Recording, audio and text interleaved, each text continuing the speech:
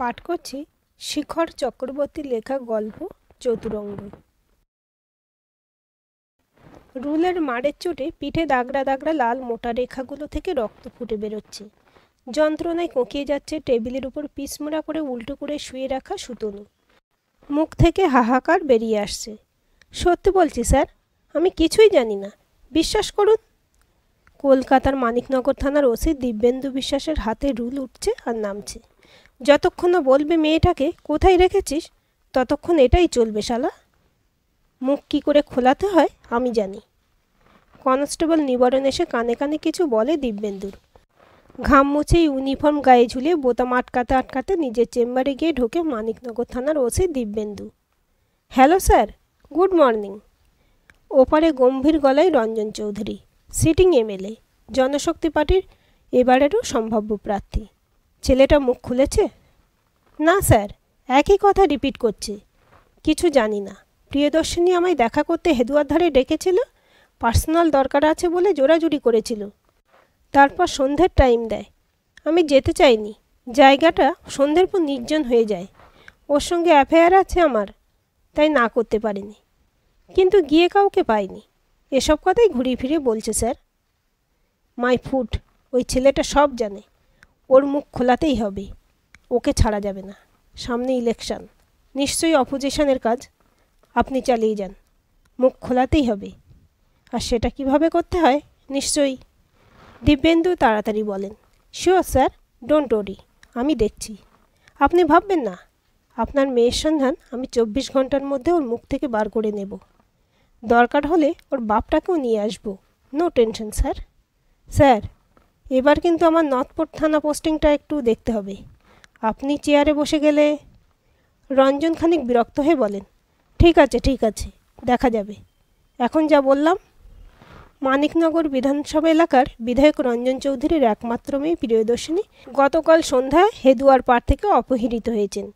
একটি অচেনা নম্বর থেকে খবর পেয়ে পুলিশ তৎক্ষণাৎ ঘটনাস্থলে যায় এবং সেখান থেকে পায় পড়ে থাকা প্রিয়দর্শিনীর চটি। সুতনু হালদার নামে ঘটনাস্থলে উপস্থিত এক সন্দেহভাজনকে গ্রেপ্তার করে। তার বয়ান অনুসারে সে তার বান্ধবী প্রিয়দর্শিনীটাকে দেখা করতে এসেছিল, কিন্তু দেখা হয়নি। পুলিশ তাকে কাস্টডিতে নিয়ে জিজ্ঞাসাবাদ চালাচ্ছে। ঘটনায় বিরোধী রাজনৈতিক দলের হাত থাকতে পারে বলে সন্দেহ প্রকাশ করেছেন বিধায়ক রঞ্জন চৌধুরী।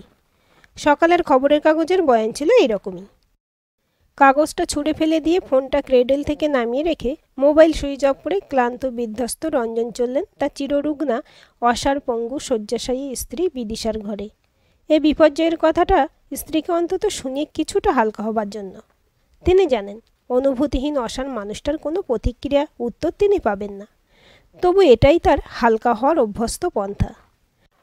তার রাজনৈতিক জীবনের সমস্ত গোপন কথা তিনি এই পাথর হয়ে যাওয়া মানুষটার কাছে বলে হালকা হন। এতে গোপনীয়তাও সুরক্ষিত থাকে। বিদিশার কাছে জবানবন্দি শেষ হলে কপালের ঘাম মুছে একটা দীর্ঘশ্বাস ফেললেন রঞ্জন। শুধু মুখ থেকে বেরোয়, কি থেকে কি যেন হয়ে গেল। একটা ভয়ঙ্কর উত্তেজনায় থিরথির করে কাঁপতে থাকে অসহায় বিদিশার ঠোঁট, হাতের আঙুল।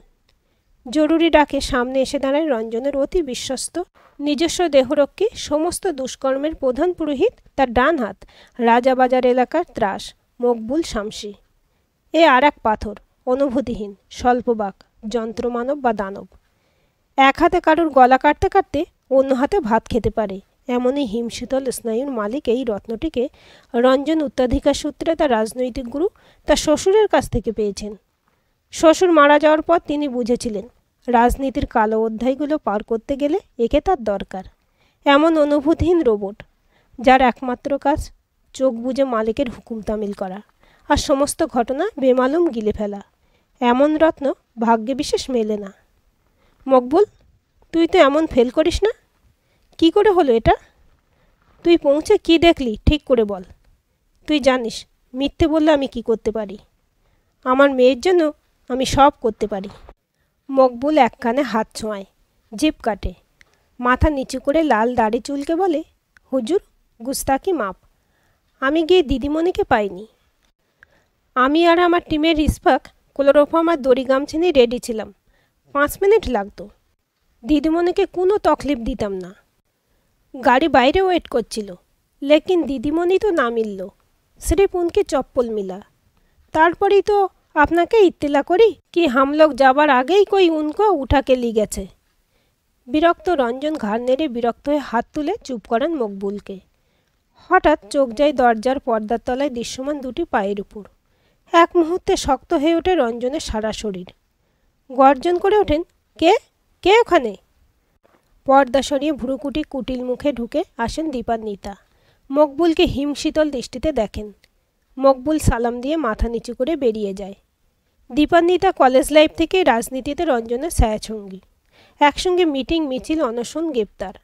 বোধহয় বাকি জীবনটাও একসাথে কাটানোর কথা ছিল। ক্ষমতালোভী সুযোগ সন্ধানী রঞ্জন ঠিক সময়ে ঘুরে গেলেন। রাজনৈতিক গুরুর পরামর্শ ও তার মেয়ে বিদিশার পানিগ্রহণ ছাড়া যে তার এই মানিকনগর বিধানসভা এলাকা অধরা থেকে যাবে সেটা বুঝতে সময় লাগেনি রঞ্জনের। ঝেড়ে ফেলতে গেছিলেন দীপান্বিতাকে। দীপান্বিতা ততদিনে দেওয়াল লিখন পড়ে ফেলেছে। বিদ্রোহ করলে রাজনীতি থেকে, এমনকি জীবন থেকেও মুছে যেতে হতে পারে সে বুঝে গিয়েছিল। যা কিছু পেতে হবে এখানে আঠার মতো লেগে থেকেই। প্রত্যাখ্যান তাকে দিয়েছিল নতুন ঝকঝকে বিচার বুদ্ধি, বাস্তব জ্ঞান। পরামর্শদাতা শুভাকাঙ্ক্ষী হয়ে থেকে গিয়েছিল রঞ্জনের সংসারে, কিছুটা অথর্ব বিদিশার পরিপূরক হয়ে। মানুষ করেছিল রঞ্জনের মেয়েকে মায়ের ভালোবাসা দিয়ে। শুধু ছাড়তে পারেনি নিজের বিধায়ক হওয়ার স্বপ্ন। নতুন করে কথা আদায় করেছিল রঞ্জনের। সময় হলে সে সরে গিয়ে জায়গা ছেড়ে দেবে দীপান্বিতাকে। সে সময় যদিও এখনও আসেনি। খরদৃষ্টিতে তাকিয়ে থেকে প্রশ্ন করে দীপান্বিতা, কি ব্যাপার বলো তো? কিসের জবাবদিহি চাইছিলে মকবুলের থেকে? রঞ্জন সামলে নেন। ভারাক্রান্ত গলায় বলেন, কি আর বলবো, চোখে চোখে রাখতে বলেছিলাম মেয়েটাকে ইলেকশনের আগে অবধি। অপোজিশন যাতে এরকম কিছু একটা। হিসিসে গলায় ধমকানিতে থামতে হয়। দীপান্বিতা বলেন, মিথ্যে কথা। তার হাতে তখন উঠে এসেছে একটা ছোট্ট রেকর্ডার, যেটা বিদিশার মাথায় বালিশের পাশে কোথাও রাখা ছিল। রেকর্ডারে উঠে আসে রেকর্ড হওয়া রঞ্জনের একটু আগে স্বীকারোক্তি। চরম বিস্ময়ে চোখ বিস্ফারিত হয়ে যায় রঞ্জনের। কদিন মকবুলের আনাগোনায় একটা সন্দেহ দানা বাঁধছিল। তারপর প্রিয়দর্শিনীর অপহরণ। বুঝে গেলাম 2 2 4। আজ মনে হচ্ছিল তো স্বভাবসিদ্ধ স্বীকারোক্তির সময় হয়ে আসছে, তাই এটা এখানে রেখে দিয়েছিলাম। ছি ছি, নিজের মেয়েকে নিজেই অপহরণের নাটক করতে পারলি? রাজনীতি তোকে এতটা নামালো? বললেন দীপান্বিতা। রঞ্জন মাথা নিচু করে মুখ ঢেকে বসে থাকেন। আবার একটু শক্ত হয়ে বলেন, এবার ইলেকশনে আমার জমি একটু নড়বড়ে। খালপাড়ের আগুন লাগা কেসটায় পাবলিক আমার উপর ক্ষেপে আছে। আমার একটা সলিড শান্ট দরকার ছিল। একটা সিম্প্যাথি ভোট আবার আমার সমর্থন ফিরিয়ে দিতে পারে। তাই নিজেই এই নাটকটা সাজাই মকবুলকে দিয়ে। কিন্তু বিশ্বাস কর, কাজটা শেষ অবধি আমি করিনি। অন্য কেউ আগেই কিডন্যাপ করে নিয়ে গেছে।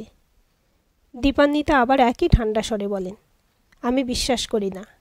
বউকে আশ্বস্ত করতে এ গল্পটাও তুই বানিয়েছিস। যেখানে রেখেছিস নিয়ে আসবি তুই আজকেই ওকে। না হলে কি? না হলে এটা ভাইরাল অডিও হয়ে ছড়িয়ে পড়বে। তোর হার কেউ আটকাতে পারবে না। রাগে চোয়াল শক্ত হয়ে আসে রঞ্জন চৌধুরীর। দাঁতে দাঁত চেপে বলেন, কি চাস তুই? ক্রুর হাসি খেলে যায় দীপান্বিতার ঠোঁটে। একটাই তো চাহিদা, বিধায়ক, মানিকনগরের গদি। অনেক দিন হয়েছে, সরে যা নিজে থেকে। আমার নাম প্রস্তাব কর, কথা দিয়েছিলি, রাখ। রাগে চোখে অন্ধকার নেমে আসে রঞ্জনের। মাই ফুট বলে বেরিয়ে যান রঞ্জন চৌধুরী। হাসিটা মুখে ঝুলিয়েই নিজের ঘরে ফিরে যান দীপান্বিতা। কেটে গেছে 48 ঘন্টা। প্রিয়দর্শনীর খোঁজ নেই। পুলিশ সুতনুকে রিমান্ডে নিয়েছে। জনশক্তি পার্টির সম্পাদক রঞ্জনকে সহানুভূতি জানালেও নিচু গলায় বলেছেন, কিছু মনে করবেন না, এসবের জন্য কিন্তু ক্যাম্পেনে লোক ডবল হয়ে গেছে। সেটা খেয়াল করেছেন? সিম্প্যাথি মশাই, দুঃখের দিনে সহানুভূতি খুব পাওয়ারফুল। পুরনো ভুল ত্রুটি সব লোকে ভুলে ঢেলে ভোট দেবে। আপনার ফিরে আসা ঠেকায় কে? বলা উচিত নয়, তবু এরকম যদি ইলেকশন পর্যন্ত থাকে। রঞ্জনের কঠিন দৃষ্টির সামনে বাকিটা চেপে গেলেন। দরজাটা বন্ধ করে মোবাইলে আজাহারকে ধরলেন দীপান্বিতা। এ ছেলেটি মকবুলের মা মরা ছেলে। নিজে বিয়ে না করেও ভালোবাসা দিয়ে কখন যেন দীপান্বিতা প্রিয়দর্শিনী আর আজাহারের মা হয়ে উঠেছেন তা তিনি নিজেও জানেন না। সে তাকে মায়ের চোখেই দেখে, মা ডাকে। জি মা জি, বলুন। পিউয়ের খবর কি? সব ঠিক আছে তো? কেউ কিছু বোঝেনি তো? মাজি, আপনি কিছু চিন্তা করবেন না, সব ঠিক আছে। দিদিমণি তন্দুরস্ত আছে। আমার এই গড়িয়ার গোডাউনের খবর কেউ জানে না। দিদিমণিকে মাঝরাতে ঢুকিয়েছে এখানে, किसी को मालूम হবে না।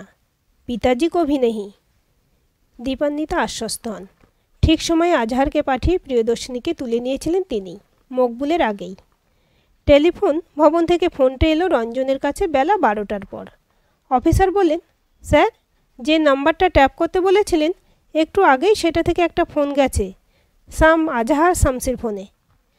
এই তার রেকর্ডিং ডিটেলস। ঝড়ের বেগে আশ্রে পড়েন রঞ্জন দীপান্বিতার ঘরে। একই রকম চাপা ক্রুদ্ধ কণ্ঠে বলেন, শালি, তোর প্ল্যান সব জেনে গেছি। ঘোড়া ডিঙে ঘাস খাবি ভেবেছিস? এক লাফে গিয়ে পড়েন টেবিলের ড্রয়ারের সামনে, খুলে বার করে নেন ক্যাসেট সমেত রেকর্ডারটা। দীপান্বিতা বাধা দিতে গিয়েও পারেন না। পেছন থেকে হাতটা মুচড়ে ধরে দৈত্যাকার মকবুল। ক্রুর হাসি হেসে বেরিয়ে যেতে যেতে রঞ্জন বলে যান, চললাম গড়িয়ার গোডাউন, তোর মোবাইলটাও নিয়ে গেলাম।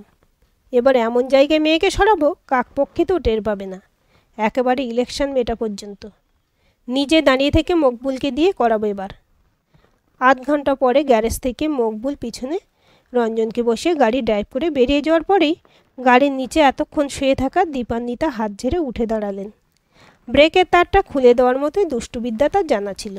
রঞ্জন চৌধুরীর অবর্তমানে দীপান্বিতা মিত্র মানিকনগর কনস্টিটিউয়েন্সির নমিনেশন জমা দিয়ে বেরিয়ে আসতে আসতে জনশক্তি সম্পাদক বললেন, আপনার জয় কেউ আটকাতে পারবে না। সিম্প্যাথি ভোটের জোর কতটা সেটা তো আর রঞ্জন দেখে যেতে পারল না, এটাই যা দুঃখ। আজকের এই গল্পটি আপনাদের কেমন লাগলো কমেন্ট করে জানাবেন। ভালো লাগলে অবশ্যই একটা লাইক দেবেন আর চ্যানেলটি সাবস্ক্রাইব করে সাথে থাকবেন।